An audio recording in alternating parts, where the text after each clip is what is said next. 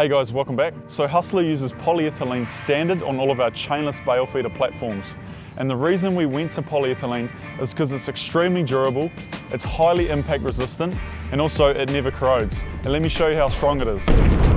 It also enables us to add these grooves along the platform, which helps keep the bale tracking straight, so it's not going to skid sideways when you're trying to feed out your bales. Polyethylene has 30% less friction against the bale when compared to steel, which helps that bale turn a lot easier. And next up we have our new puckboard floor. And this material is used on our TH205 and also our combi feed-out wagons. Puckboard is a special formula of ultra high density poly and is used in ice skating rinks, used to withstand pucks hitting it at high speeds in excess of 100 miles an hour in ice cold conditions, often below -60 degrees Fahrenheit, which would turn any normal product brittle. It's built to handle the extremes and outlast any other floor system. Thanks for watching, I'll see you guys in the next video.